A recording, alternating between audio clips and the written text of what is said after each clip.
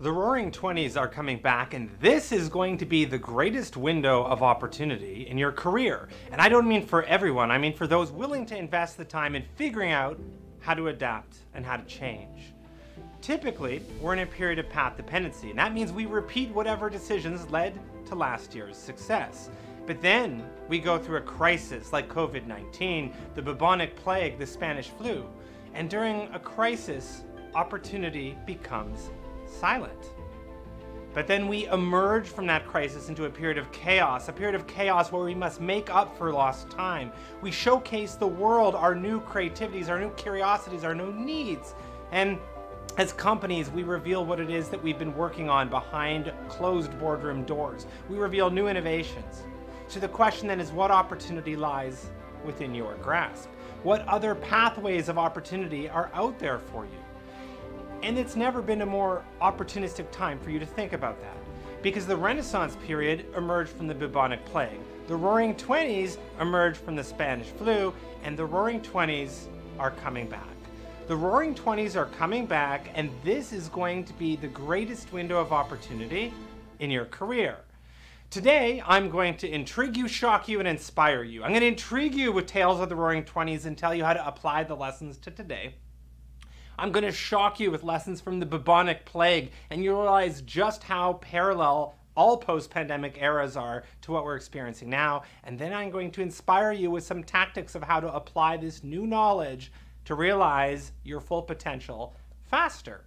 But we've had such a wild time, such a difficult period of time over the last 2 years, that why don't we just get the shock out of the way? Let's begin by going back in history. The Renaissance period and the bubonic plague are tied. In fact, the bubonic plague, the Black Death, caused the Renaissance period. The Spanish flu caused the Roaring Twenties to happen. And that's something people don't grasp right away. So I want to walk you through how particularly years of pandemic can actually translate into an unrivaled period of change and opportunity. The simple answer would be that crisis leads to urgency, urgency leads to action, and action leads to innovation. But if I was to go back in time just a little bit more, 1,000,000 years ago, we were hunters. Hunters in an eat-or-be-eaten nomadic world where we must adapt in order to thrive. And we can do it, and you and I have hunter instincts. But 10,000 years ago, people planted the first seeds, and when they did, we became farmers. And we started doing everything we could, putting in rules, policies, structures, in order to protect and repeat whatever led to last year's harvest. Worded differently, we farm. And we farm until that basic way of living, that way of keeping us alive, gets disrupted by something like a pandemic. And personally, I've spent my life studying how chaos works. I've written 4 books that are all related to chaos in some way. But my career break in 2 seconds of history was that I had written my first book about chaos right before the financial meltdown in 2008. And when that happened, suddenly I was the chaos guy in the right place at the right time, and I started getting invited by Fortune 500 CEOs, brands, billionaires, even world leaders in their time of chaos. And all of my work was helping, but learning from these amazing individuals and teams about how to get through difficult times. What works, what doesn't, and what can you take from that for a period like now. So I want to kick it off with our most important framework, our Trend Hunter Chaos Framework. Some of you have seen this. I've tripled down on the intensity of how we're going to think about it today. We're going to dive in a lot deeper, and here's how it works. Normally, we're path dependent. Then we go through a period of crisis. After the crisis, and by the way, in COVID-19, we are still globally in that period of crisis. But after the period of crisis, we enter a period of chaos and change. Good chaos, new opportunity. Not perfect, but for those who adapt, the most unique window of opportunity one can ever imagine. And from chaos, our worlds get recharted. So let's dive into this. Let's kick it old school and take a look at feudalism. For 500 years, we had feudalism. What does that mean? We had the kings, the nobles, the knights, and the peasants. And I'll tell you, this list is in order. You want to be on the top of that list because ultimately the kings owned everything. But in feudalism, you could own a little bit of land. If you're a noble or a knight, you could have a bit of land. The catch is, if the king says you fight, you fight. And I wanted to make it fun for you, so I found this lovely piece of art history, and I really like what this speaks. It speaks volumes because there's two parts here. It's really quite the story, and you can see the king telling his noble, like, hey, I need you to fight. What, me? I don't want to fight. You mean that guy? I'm not ready. And then it sort of accelerates to part two, where you can see his head on the ground. And meanwhile, the other nobles are like, he doesn't mean we're gonna fight. Are we gonna fight? And then there's another head on the ground. It wasn't a great time for innovation. Feudalism exuded path dependency. You stick to the path and you ultimately do what the king says. And so it wasn't an innovative or creative time. But after feudalism, we ended up with the period of the Black Death. And feudalism might be difficult to work in and innovate in, but I'll tell you what's worse, literally the Black Death. It's like The Walking Dead. So it's not a good scenario, and it really didn't help that everybody was fighting everybody at the time, and the default move seemed to be to load your catapult up with a dead plague body and lob it over the castle wall to get to your enemy. And this really caused things to escalate quickly. Fast forward a little bit, and a third of Europe was wiped out by the Black Death. In some cities in Europe, 90% of people passed away. Imagine 9/10 of your entire city gone. It would make you think this is from the heavens or the hells. You wouldn't think of this as like a medical thing. It would be very scary. And it was scary in part because there were three variants at the same time. There was a bubonic plague, a pneumonic plague, and a septic plague. And the death rates varied, but I'll tell you which one you don't want. You don't want the septic plague, because that had a 100% chance that you die in 14 hours. You go to bed, you wake up, and you're in your last few hours. So people truly felt that this was something cosmic. And for many, they just gave up. But humans are ingenious, and in times of crisis, we try to innovate. We try to figure it out. So if I worded this in our modern day language, I would say that this was like an iconic innovation challenge, and people were trying to figure it out. So solution number one was prayer. This felt like it was from the heavens or the hells, so that's the default solution. Let's give that a try. Also up there was eating crystals and bloodletting. Another picture that speaks volumes. The nun in this picture is just balancing a book on her head, and the so-called doctor has like a funnel on his head, and the person doesn't look too convinced, and no one's wearing a mask. So bloodletting, that was one of the solutions. There's also wound burning, more bloodletting, and drinking urine. And drinking urine actually had an entire methodology, a system of analysis, and well, I'm no doctor, but I would tell you red is bad and black is also bad, and I'd also say WebMD is starting to look pretty good right now. If that wasn't enough, drinking other people's urine became the nouveau way of combating this. This guy doesn't look too convinced. And finally, eating pus. The doctors will see you now. And here you are listening to a business presentation wondering why I've mentioned eating pus. Well, guess what? That ended up being the solution that would eventually lead to the world's first vaccines. Now, I got to jump ahead in time a couple hundred years, but Edward Jenner was trying to figure out how to solve smallpox. Smallpox wiped 300 million people from the planet, and Edward Jenner had a patient named Sarah, and he had an otherwise healthy boy. He took pus from Sarah and fed it to the little boy. The boy became mildly ill, and once he sort of recovered, then the second dose was some of her scabs. Now the boy was double vaxxed, #vaccine life, and Edward Jenner saved your life. Worded differently, Edward Jenner is thought to be responsible for saving more people than anyone in history. Or worded differently again, eating pus saved your life. Wow. I told you I'd shock you. I promised you the first part I'd shock you. But let's get to some of the real lessons back in the Renaissance period.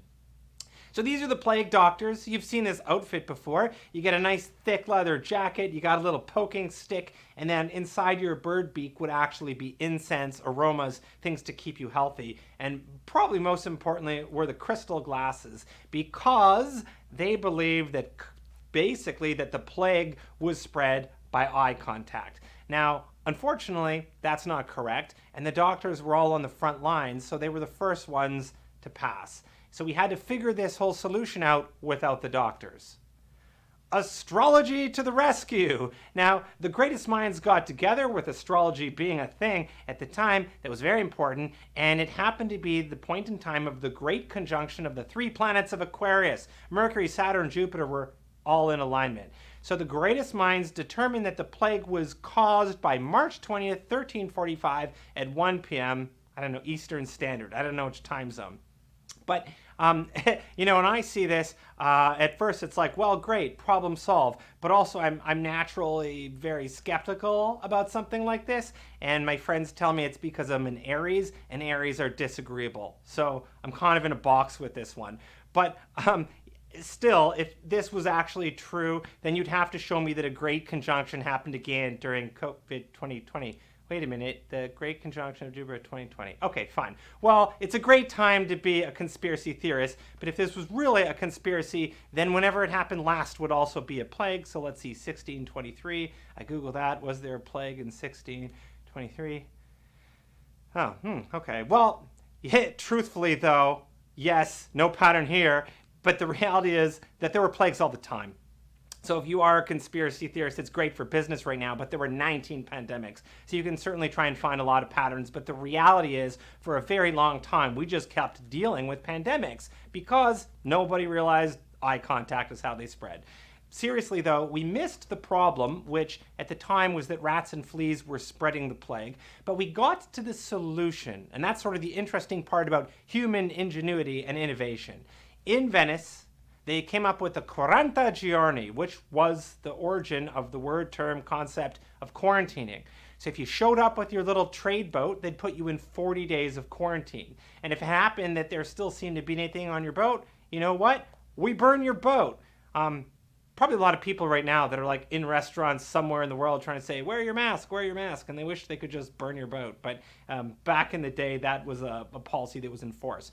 Now, there was still a 46% death rate because they didn't know rats can swim. That's a real spoiler alert. But in Milan, where they applied this with even more intensity, they also put in border security. They had sanitization stations. They had a modern day version, or an ancient version, of a health passport. And if you had the plague, they would actually build a wall around your house. So they ended up with a 15% death rate. And this quarantine concept is what scholars believe caused the end of the Black Death. And actually, it was our first line of defense for the Spanish flu, and it was our first line of defense when COVID struck. Eventually, we ended up with the fortune of vaccines, but at the time, this was the cure-all. So what do we learn from this? Well, on one hand, it seems that we'll try anything as humans when crisis comes along. But it's more than just that. It's that in this period of crisis, there was an urgency, and we figured it out. So in a modern sense, normally, if it was 5 years ago and you wanted to innovate and I was doing a keynote or workshop with your company, you'd probably tell me, well, my ideas aren't listened to because we always have so many rules, policies, structures, and brand standards. And the typical objections that we deal with at Trend Hunter would be that smart people like you have a great idea, but within your company, you're told we're not big enough, we're not small enough, this isn't related to us, we can't do that, we need focus, we need to hit goals, we want results. I mean, how many of you have heard one of those objections or thought about it when you had a great idea? That was pre-COVID, but COVID struck, suddenly we were in crisis, and none of those rules or regulations mattered because everyone then was trying so hard to thrive, to figure it out, and to make it through. And that's what happens in a period of crisis. Crisis leads to urgency, urgency leads to action, and action leads to innovation. And this brings us to the next period, which is chaos. The Black Death led to the Renaissance period. So let's put yourself in that scenario. You've made it through the Black Death. You lost a lot of your friends. They burned your boat. You had to eat pus, and you were told that this thing was spread by eye contact. You're not going to be happy with what you went through, but you are going to enjoy life to its fullest when you make it through the other side. So what are the post-pandemic trends that happen? The first was a pursuit of answers. For Galileo, that meant the development and invention of the scientific method. We wanted to become more methodical about finding our solutions for next time. And now you'll see a surge in science, logic, engineering, and all the solution-based fields as the next generation thinks about how to make a difference in this world we're in. The second major trend was a making up for lost time. And on the left, you can see Pietro Coppa's very first map and very first world map and almanac that was put together for all of the people that wanted to adventure around the world. And certainly today, you'll see that spike in adventure, tourism, travel, and people trying to make up for lost time. There was a proliferation of leisure in the day. Suddenly people were in control of their calendars just a little bit more. So Shakespeare had his day. There you can see the Globe Theatre, and new forms of entertainment were pursued. There was a desire for opulence because after gloom, we choose beauty. And there was a rise of the middle class. We're no longer serving the king. In modern day, that means if you're not a billionaire, this is probably good news. And this leads me to one of the important trends when you have that rise of middle class, which is a conflict with extreme wealth. And during the Renaissance, that meant the end of feudalism. But in modern day, it means that we will start to action our problems with wealth inequality. So here's Jeff Bezos and his rocket.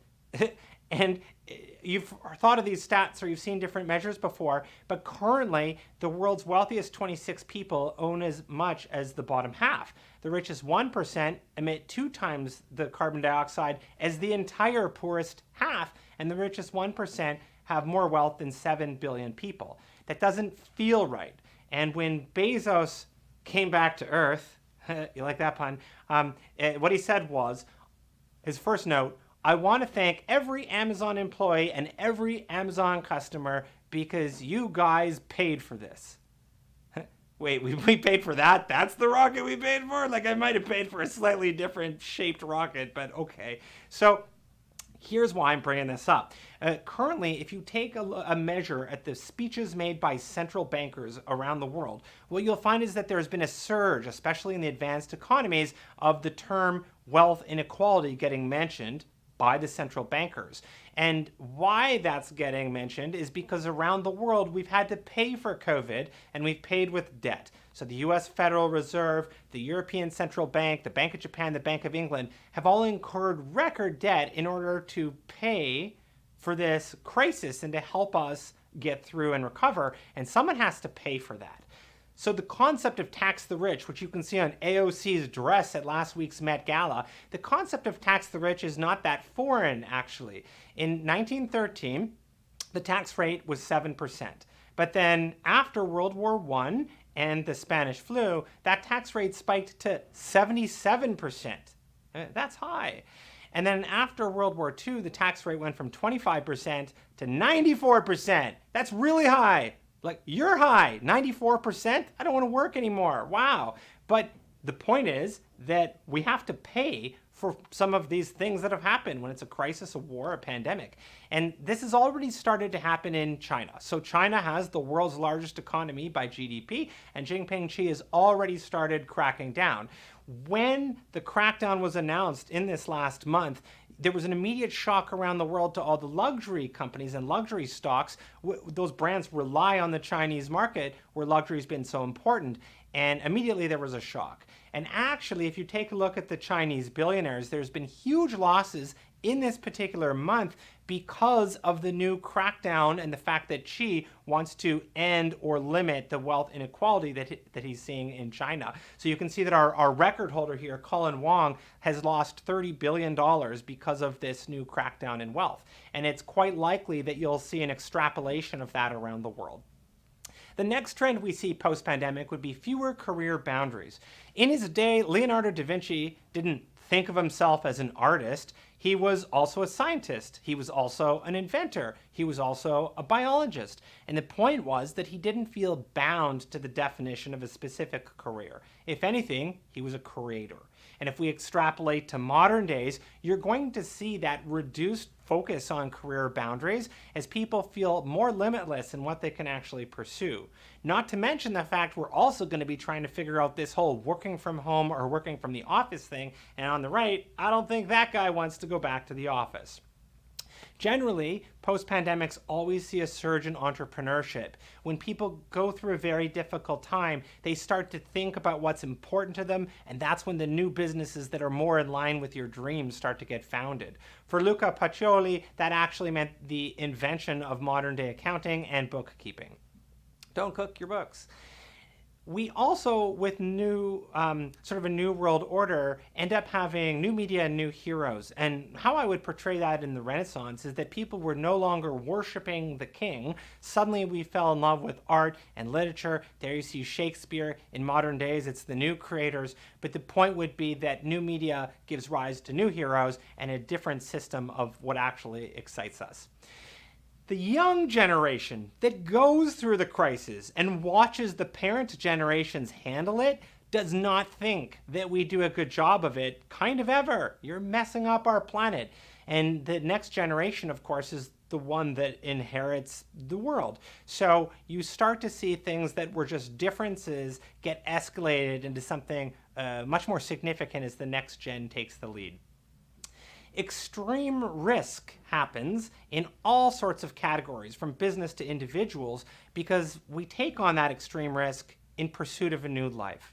And in the Renaissance period, that meant people were willing to board a ship and abandon Europe in search of a new life, knowing they might not ever return.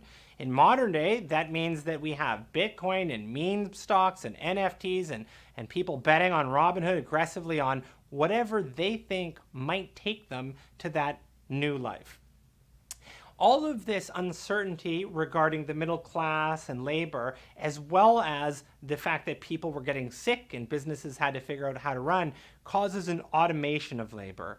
And in the Renaissance period, that meant that the Gutenberg printing press became widely adopted. And not only was that significant from an automation point of view, but also in terms of what it liberated, because the printing press liberated knowledge. And all of a sudden, people could in middle class could have access to books, and that wasn't actually something that happened before. So that new knowledge is also attributed to the acceleration of progress and creativity during the Renaissance. In modern day, there was actually a record year of automation and robotics. The greatest investments in robotics and automation happened in 2020 and 2021. Why? Because we have to get around all of this. So people automated in terms of labor. This here is an espresso robot. This is in Seattle. This is a place where you get your burrito bowl mixed without any human touch. These are robots in Asia that disinfect hospitals and subways. And there are hundreds of examples I could show you of server robots, particularly in China and in Japan. This is a police robot, and it actually drives down the street taking everybody's temperature to decide if you need to be in quarantine. And it almost sidetracked there, because if that's the police robot in China, America has them too. And I note that all of these little police robots start off looking pretty friendly, but I know how the story ends, so I don't know if I want RoboCops just yet. And closer to home, in Toronto, Sobeys, which is one of the largest Canadian grocers, fully automated their grocery delivery plant with a new brand, Voila. And at Voila, there's no human touch involved with the actual boxing of your groceries that you've ordered during the pandemic. So their timing was perfect, but again, it's been a record year for all sorts of brands in terms of automation.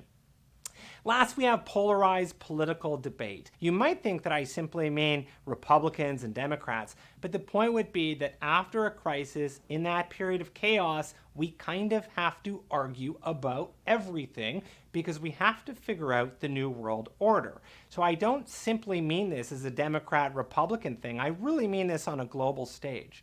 This is billionaire Ray Dalio's slide looking at the factors that cause a nation to rise in power. And if we think about China and his 8 measures, you can see just how much progress has been made with education, competitiveness, finance, trade, military output, innovation, and the currency. And that's China, but when you start to compare, you can realize that we now have 2 world powers instead of just one battling it out. This chart shows over the last 500 years or so the country that actually had the largest empire. And if you analytically go through everything, you can see China, and then you see the Netherlands, and you see UK, and then America. And we've reached a really interesting point where the conversations about commerce on the global stage are now going to be something debated not Republican, Democrat, but literally US, China, and the rest of the world. China has the largest economy by GDP, the largest share of exports, the largest share of output, and they're starting to rival America in the number of unicorn companies and global market capitalization and the number of millionaires and billionaires and debt. So it's very important to understand how this works. Now, to really make it resonate, Ray Dalio has a new book on how world orders work, and he talks about how as a nation comes to power, they always go through the same process. We start off post-crisis with a new world order, and we're excited. There's a time of peace and prosperity. The leading nation takes on a bit too much debt. That debt also causes a wealth gap and a potential bubble. The bubble bursts. The leading nation starts printing money to get their way out of it, and then there can be revolution, even wars, but in our modern day, probably more economic and trade wars. So let's look at how this one's playing out just to understand the current world context. So do we have debt right now, and is there a wealth gap? Well, the U.S. took on $3 trillion more debt, becoming the most in-debt nation in all of time and all of history, and we know that there's a wealth gap. What's the next thing? Could that debt bubble burst? You might have heard the concept debt tsunami, and if not, you're going to start seeing it everywhere. But the issue is that there's a record amount of debt, and that debt is currently issued at, let's call it 1%, 0 to 2%, but let's call it 1%. You may have taken out a new mortgage. The government certainly borrowed quite a lot. But if those interest rates start to rise, then that snowballs and becomes the debt tsunami. And so a way out of it is to try and relieve a little pressure on the system by printing money. And what's happened in the US? 25% of all US dollars in existence were printed in this time period of COVID.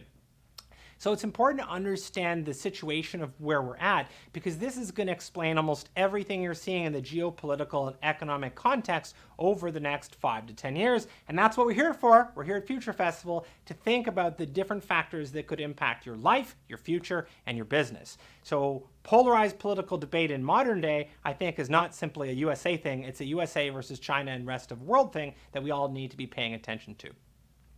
Now we get to a better understanding of how chaos worked during the Renaissance. But let me sort of pause here and show you the full list that we went through. So if you want to screenshot it or take a picture, this is our sort of all-encompassing list of the post-pandemic trends that happened in the Renaissance period. And if I was to sort of put a label on how to think about it, I would say post-pandemic, we end up with a grand reprioritization. If I was to then better explain what I mean by reprioritization, is that we think through all of the tensions when we get out of a period of crisis. So what are the tensions that need to be resolved and figured out? Well, in the world of money, do you want big box or local? When you think about that wealth gap, do you support it or do you refute it? Are we going to have investment in robots or people, USA or China, boomers or millennials, working from home or in office, products or experience, old life? Do we want to get back to it, or do we pursue our new hobbies? Do we pursue big media or start watching creators? Do we save or splurge? Do we vaccinate or not vaccinate? Do we work or do we quit? Do we borrow or pay debt? These are the tensions that need to be resolved. And if you are a trend spotter, an innovator, someone in consumer insights, understanding how these play out over the next few years could help you make a fortune, a new innovation, or really figure out the world, because none of these are actually resolved. There's not a perfect prediction for any of them, though we understand that the tensions are going to cause chaos and opportunity as we sort things out.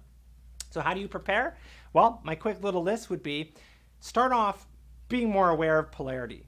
Find ways to serve the middle class. Automate everything. Expect conflict. Shift your time, efforts, and focus to the next generation. Enable freedom, create experience, live life to its fullest. Study influencers or creators would be a better term. Create splendor, test everything, think like an entrepreneur, and pursue your dream. I'll leave that up in case you want to take a photo or a screenshot. Now let's evolve into our next little example, because as you think about how this world works, I've told you that I want to try and also teach you about the Roaring Twenties. I told you I'd intrigue you, shock you, and inspire you, so let's intrigue you with the tales of the Spanish flu and what happened thereafter. But before I do, I want to explain one of the problems with forecasting and futurism in modern day. The issue is that as business people, we've been conditioned to think in a linear way, meaning build, build, build, build. But actually, much of the world is exponential or even operating in cycles. And because of that, people miss out. Because of that, if you look at the list of the Fortune 500 companies from 2000, more than half of them are already gone or displaced. the companies that are best prepared to adapt, that have the resources to adapt, are the ones that fail. Now, this is weird to get your head around, but it's this concept that we build, and so it's very surprising if there's a cyclical pattern or if there is an accelerated change that doesn't follow our linear expectations. But it wasn't always that way. For the ancients, there was night and day, low tide and high, summer and winter, seed and harvest, death and rebirth, and the saeculums. In short, everything was a pattern, and the saeculums were the pattern of human life. We live about 80 to 90 years, and if you break that down, you could almost think about how our lives map to seasons. There's the spring of our childhood, there's the summer of adulthood, there's the harvest of our midlife, and the winter of old age. Now, my mom wouldn't like me putting the term winter there, but they had to put winter somewhere, so winter's nice too. Now, what's interesting about these 20-year periods of our lives is that when we go through a crisis, the way that generations lead, respond, and react causes a pattern that keeps repeating. What keeps repeating is that when we go through a major crisis, like World War II, we will end up with about 20 years of a high. And that high is us figuring out the new world order. It is a bold time. We set things the way they should be. We agree, we're in alignment, and we pursue the new dream. But then, after that, we end up with a cultural awakening. We don't really need to do the leading stuff, and so we just can pursue culture. But then there's an unraveling. 40 years after the generation that started the high, the next gen's like, hey, how come you didn't make this perfect for us? You know, we're millennials. We can't afford a house because of what you did and how you said it. And that leads to, inevitably, the unraveling leads to a crisis. Now, this trend keeps repeating. And if you look by saeculum, there's been at least 7 saeculums in American history that keep leading to an end that is a crisis. There's the War of the Roses, a saeculum later, the Armada Crisis, a saeculum later, the Colonial Revolution, the American Revolution, the Civil War, the Depression and World War II, and now this new crisis and conflict, which is, by this methodology, predicted to be a period from 2008 to 2028. Now, the ancient saeculums are something that have been around for thousands of years, but modern generational theory was brought back by Strauss and Howe in 1997, and what's interesting is the theory has become a guidance beacon for politics. This was when they came out with their new theory, a new book. It was the favorite book of Al Gore and the favorite book of Banning on the Republican side. Everyone agrees this is really useful stuff because it keeps explaining the patterns of history that repeat. But saeculums do not predict pandemics. So nothing about this would predict we were going to have a pandemic. What they do predict is unrest, how we deal with it, how the world order shakes out because of it, and it explains how humans rebound. So let's dive a little bit more into the theory.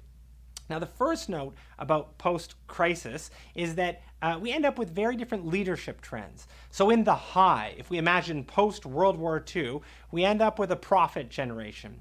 The prophet generation is strong, they set the new world order, they work, they provide for their family, and they really do set the course of what happens during the rest of the saeculum. The next generation is the nomad. In modern day, it's Gen Xers. No one cares about Gen Xers. That's the joke we often meet, but I'm one of them. Now, the nomads are more entrepreneurial because the world order's already been figured out, and so they tend to pursue their thing, but they don't have as much impact in terms of the leadership of the world. Then we get to the next generation, which is the hero. The millennials in modern day, in this saeculum, and the hero takes a look at this world, and it's 40 years later from when the prophets started figuring it out, and it doesn't map to them. It doesn't line up to them. Why can't we afford a house? And it is characterized by wealth disparity, almost always, different political opinions, and basically a cultural unraveling. Then we get to a crisis, in which case the artist generation comes about, and all they see is everything that you've done to mess up the world, so they're very dissatisfied with the world that they've inherited. And the most important two, as you can probably get from how I'm illustrating this, would be the prophet and the hero, because those are the two groups that will lead us, and if we look throughout all of time, you'll see whether you are looking at a sort of religious text or a storybook, the concept of the prophet and the hero, the grandfatherly generation and the granddaughter, grandkid, it keeps repeating because this is the hero gets inspired by the prophet, but the hero also doesn't agree with the prophet's world.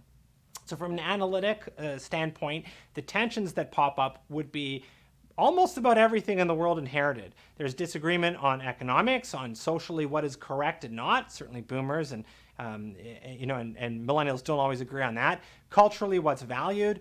Technologically, who gets the power? Are you ruining the environment or not? Politically, what are the beliefs? And then in terms of military and trade. What happens because of this is that in a crisis period, we tend to go through every saeculum the same sort of pattern.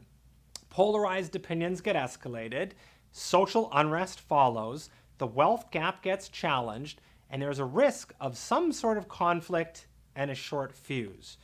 Now, the positive part of all of this is that what guides us through the crisis is the dream of a new world order. And eventually, there's a shift in the world from the world of the prophet to the world of the hero. And this happens every time because in the battle between two generations, 40 years apart, you know who wins. And I think if I was to internalize this, in the last 5 years, 10 years, we've spent a lot of time studying the millennials versus boomers in the workplace. And then, the millennials are now more of the workers. And we've seen this coming. We've understood the differences. But the point is the crisis is where the actual shift starts to happen. And the prediction would be that we're still in that crisis transition, according to this theory, for about another 7 to 10 years. And this will continue to repeat again and again throughout history. But when my team did this, it made me think, well then, if this is real, what's my 80-year-ago doppelganger? And I challenged our research team. I said, find me someone exactly 80 years older than me, and then let's study the Roaring Twenties by how they went through it. Let's find another nomad like me. And they came back with 4 people born 80 years ago. There's an actress, a bank robber, Enzo Ferrari, I like that one, and Henry Luce, an author-publisher. And as much as I want to think about Enzo's world, the reality is, maybe Henry's the one that resembles the most likely doppelganger closeness to me. So let's take a look at Henry's life and we'll see if we can find any similarities.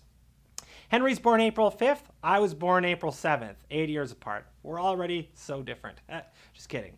Now, when Henry was a kid, World War I was in the news, and it was far away from him. He was 13 years old.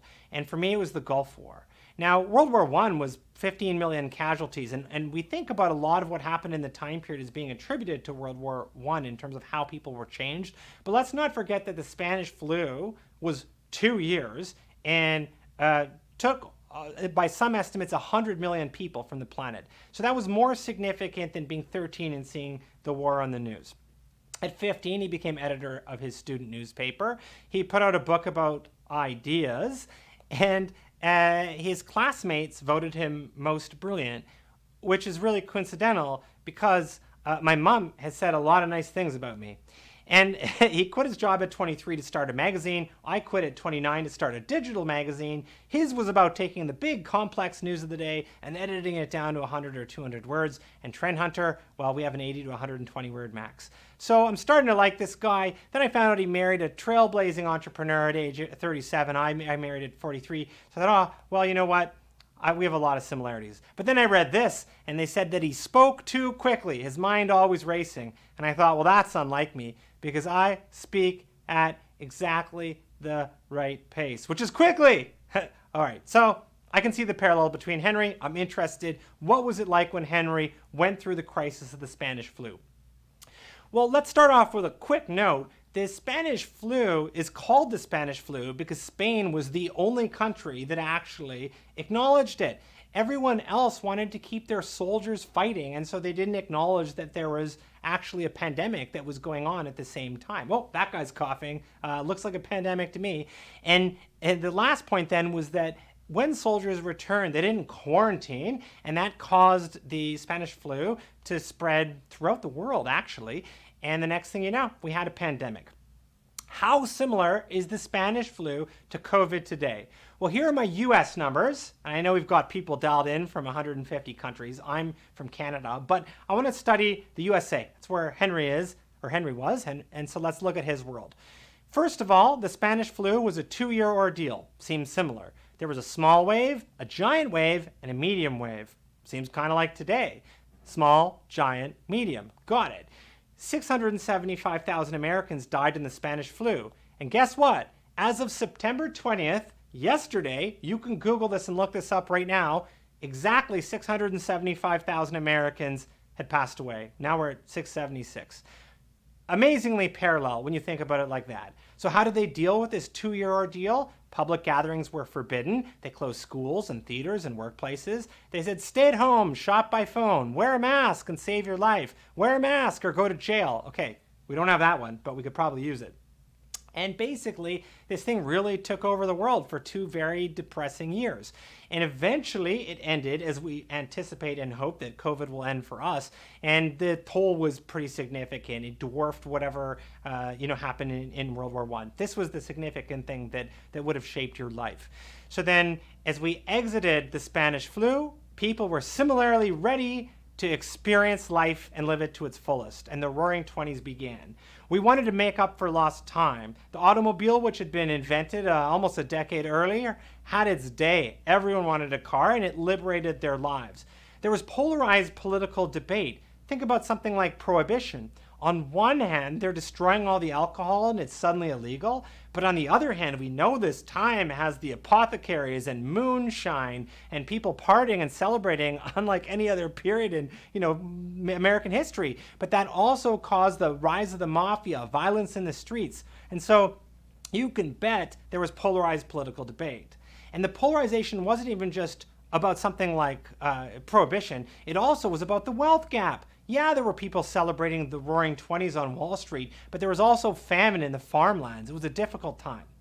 Women took the power they deserved. They'd already been working in the World War I era, and so when the 1920s came, do they vote? Yeah, they vote. It was not even as much of a discussion as you might have thought because they were already working and becoming part of society. And for the flapper girls, what was interesting was that being a flapper girl meant you were rebelling on society's mold of what you were supposed to be like. So they drank, they smoked, and they worked, and they voted. There was a desire for opulence. It was the beginning of the jazz era. People partied, and they celebrated because we were no longer in an era of pure gloom. There was a proliferation of leisure that's often called the golden era of sports. Not only were there new things that you could watch, but there were new sports that people were taking advantage of, like tennis and golf. Even American football had their big rise during this time. The silver screen meant movies were something you could watch and be entertained by, and on radio we had celebrity DJs we would listen to, stories that were told by radio, and that actually led to the nationalization of new products that you learned about during the commercial breaks. The automation of labor is something that we associate with the Ford Model T, but actually it translated throughout American industry, and this period was characterized with automating everything and then a rise of new machines, the sewing machine, the washing machine, the iron, things that sort of liberated what was happening on the homestead.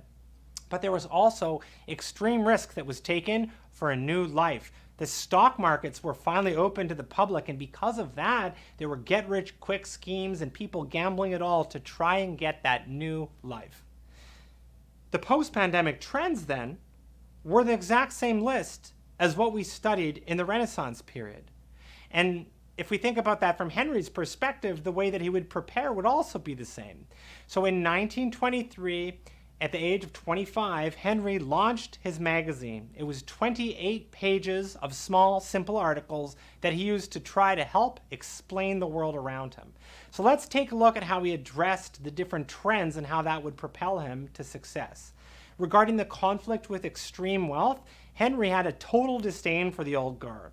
He would even showcase that with a completely different set of words. Things like famed instead of famous to describe somebody like a Rockefeller, who you see here. The rise of the middle class was something that very much drove why he believed he needed a magazine, something simple to make news accessible. The polarized political debate was really interesting in terms of how he addressed it, because previously all media channels, the newspapers, always associated with a given political party, but Henry's magazine was the first to showcase both sides of each debate. In terms of the next gen taking the lead, well, that's who he targeted, the young and upwardly mobile. He would have case studies of people in different careers to showcase what the different things are that you could actually pursue in terms of your next career. There was a section on the world, on tourism, and even on airplanes, which I would like, to show you what you could do in your quest to make up for lost time. In terms of your proliferation of leisure, he featured art, music, cinema, but get this, even though he only had 28 pages, he always featured a favorite poet with a little poem to help you bring a little bit of culture into your life. He showcased positivity, and in his science section, that pursuit of answers. Penicillin was discovered during this time period, but he would show both sides of the argument, the debate, and in his science section really try and illuminate what was happening around the world. He showcased what life could be for all those people trying to make those big bets, and showcased which ones of them had been identified as scams. The automation of labor is what made his business possible, because the factory setting also applied to the printing press, and suddenly he could afford to put out his magazine. For the surge of entrepreneurship, I'd say that this trend lines up to the very fact that he could do what it is that he wanted to do. And the new media concept is actually very interesting, because as a media person, he was partially responsible for making some of these new celebrities. And those new celebrities showcase products, and those products caused a whole new form of commerce. So I want to talk about creators today as a quick fast forward to modern day. This is Mr. Beast Burger. Have you heard about it? Maybe not, but you should hear about it, because Mr. Beast is a creator, a YouTube influencer, and his Mr. Beast Burger already has 900 locations, even though you may or may not have heard about it. It took McDonald's 10 years to get to 900 locations, but it took Mr. Beast half a year. In fact, the first 300 locations were opened all at once, overnight. And if you read about it, you'll almost feel a little disdain when you hear that he said it was launched after months of planning. 900 locations, months of planning? That should sound like it would be years. But it's the brainchild of Robert Earl, who's the Planet Hollywood founder, who already realizes that what we consider a celebrity has changed from the old Hollywood celebrities of the past to the creators that dominate TikTok, YouTube, Instagram. And as a result, he's come up with an entire line of new products, new businesses that all shape themselves around the creators of modern day. In this case, how do you get to 900 locations? You take ghost kitchens, the extra capacity at given restaurants or kitchens that are purely made only for all of your Uber Eats and delivery ordering. You take an influencer and boom, you have yourself a new brand.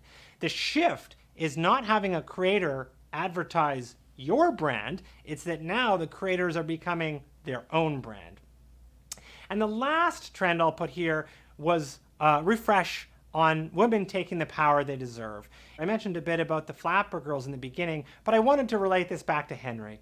Henry met Claire Booth. Claire Booth was a famous playwright, and coming out of the pandemic and entering the Roaring 20s, she made plays that were strong feminist characters, a little bit of a disregard for some of the chauvinism of the men in the past, and an underlying goal was to try and help enable women getting the vote, which they did in this time period.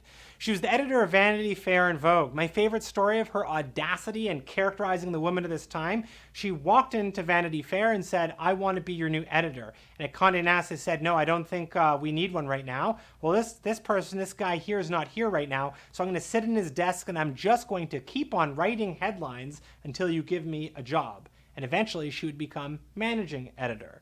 She was feisty, smart, and competitive. She became the first female U.S. ambassador, and when Henry met her, he was smitten. They were married within a month.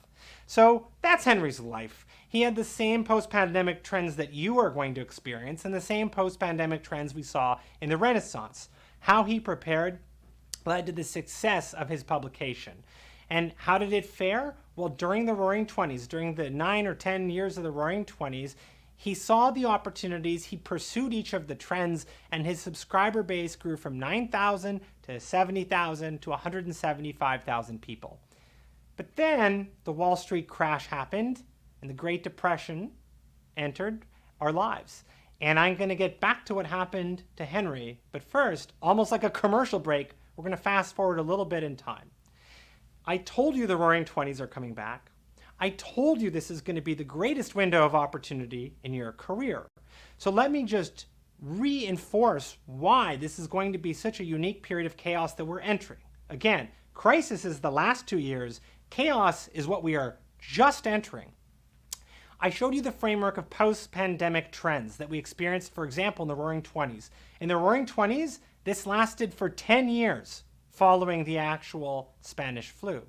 Then I showed you the generational framework, which would suggest we have 10 more years of crisis as the torch gets passed from boomers to millennials.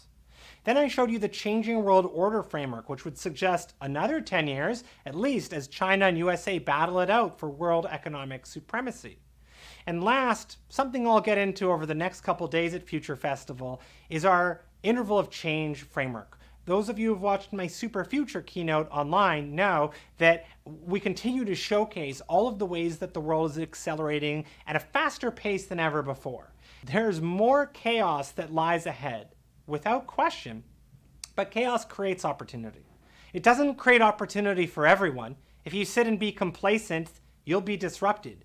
But chaos creates opportunity for those who look for all of those trends, just like Henry Luce did. Chaos causes organizations to retreat, but not always. Think about chaos like a giant wave that's coming at you. You can either sink, swim, or surf. I choose to surf, and I think you choose to surf as well. In the case of Henry, he grew his subscriber base, and then that Wall Street crash happened. And when it happened, you're looking at the picture of an unemployment line. Lines like this dotted around America. And Henry saw that, and he could sink, he could swim with the business that he had, or he could surf. And he looked at that lineup and he thought, all of those people don't know what happened to them, and they don't know when we might emerge. And his whole theory with his magazine had been about explaining what was happening in the world. So 4 months after the 1929 Wall Street crash, Henry Luce decided to put out a new magazine that was a business publication. A business publication 4 months after the 1929 crash. That makes no sense. He priced it at $1 an issue, which would make it more expensive than any magazine that had ever been printed. That was the same price as a wool sweater. And yet, despite that, during the Great Depression, 500,000 people subscribed, and he made $7 million of modern-day profit. And the reason why is because people wanted a glimpse behind those boardroom doors to understand how did we get here and when might we emerge. And that's something they were willing to pay their dollar for. His magazine was called Fortune Magazine, and it proves that chaos creates opportunity, changes the rules, and reshuffles the deck, but in particular for those who are looking for those new trends and patterns, because chaos switches the lead. Take a look at this list of iconic companies. This comes from my first book, Exploiting Chaos, and I brought it back in the new one, Create the Future. But these are all companies that were founded in periods of recession, periods of chaos and change. Disney, CNN, MTV, Hyatt, Burger King, FedEx, Microsoft, Apple, Gillette, AT&T, Instagram, Pinterest, Slack, Airbnb, Uber, Venmo. That's a prolific list. And all of those companies were not coincidentally started in a period of chaos. They were started because the world was changing and they seized that opportunity. For Henry, after Fortune magazine, he put out Life magazine in 1930. He also published and started People and Sports Illustrated. But his original magazine was called Time for Change. The short form, Time Magazine. He was called the most influential private citizen in the America of his day by Time Magazine, which is kind of funny because that's his company. It's kind of like if I got trend hunters say, oh, Jeremy's the greatest, smartest, super bestest, but I won't do that just yet. Instead, I'll wrap up by noting lessons I've learned from Henry. You know, Henry grew up to become an old man, and I fear that same future is going to be mine as well. But when he looks back at his legacy, his purpose was trying to explain things, to bring knowledge to the world, to try to enable people with an explanation of how things were actually unfolding. So I want to leave you with 5 final points of advice. The first is, business, more than any other occupation, is a continual dealing with the future. It is a continual calculation, an instinctive exercise in foresight by Jeremy Gutsche. Just kidding, that's from Henry, but look how good that is. That is my doppelganger. I'd love to have said that. What I do say, though, is that the Roaring Twenties are coming back. What happens next is a land grab. This is going to be the greatest window of opportunity in your career, and COVID is probably spread by eye contact. Let's push harder. Let's act sooner. Let's never give up. Let's create the future.